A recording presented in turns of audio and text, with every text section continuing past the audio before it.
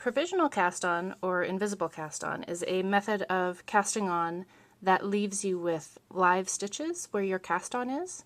It's really useful for when you want to go back and pick up those stitches and knit in the opposite direction later, for a different colored hem, a folded hem, or something like that. You'll begin with your working yarn and just a piece of scrap yarn of a different color, usually something smooth so you can take it out easily later.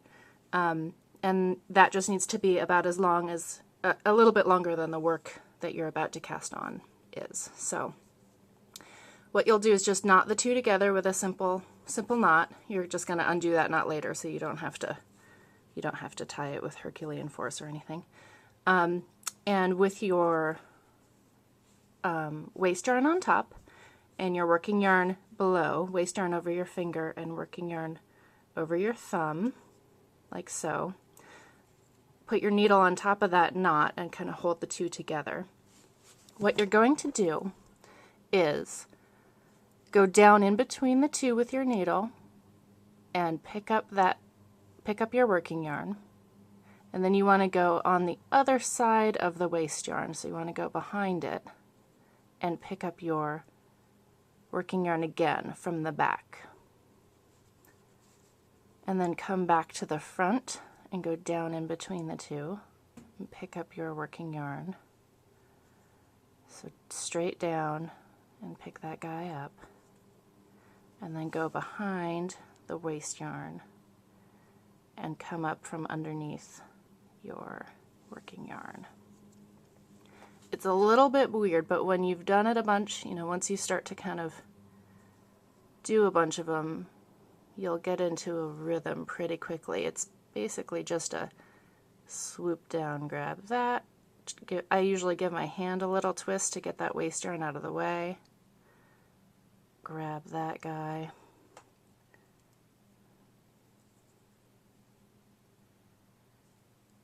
And then once you're done casting on the number of stitches that you need to cast on, you turn your work, and you can see, if you stretch that out, you can see the waste yarn is just kind of carried along underneath your live stitches. So when you start knitting, that waste yarn is just going to hold those stitches in place. So when you begin to knit, you want to make sure that that waste yarn is nice and tight, because if you let go of your working yarn, it's very, very easy for things to just start to flop off and unravel. So you want to make sure everything is in place, keep it all nice and firm. And then I usually just kind of give that a little tug and hold it with my needle so it doesn't get in the way. And you start knitting. And that is really all there is to it. Once you have worked your piece and it's time to go back and pick up your stitches, I usually use a needle that's a little bit smaller than the one that I used for casting on, because when you start knitting, it's a little hard to see, but those stitches, the provisional cast on stitches, can get really tight. So starting at the knot end, there's your knot, so your first stitch is right there. Just slide your needle alongside the working yarn, or the scrap yarn. And I always count as I go to make sure that I haven't forgotten any or missed any. And you want to end up with the same number that you cast on your new needle. Slide those all on there, and then just undo your knot.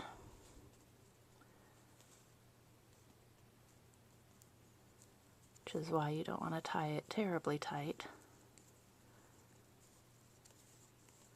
And gently tug out your scrap yarn.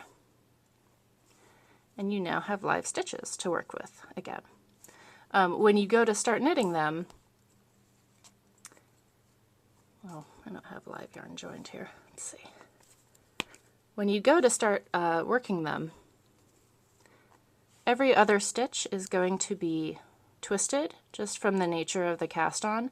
So you'll either need to untwist it or knit or purl into the back of the stitch as you get to it, the twisted ones. That is the provisional cast on.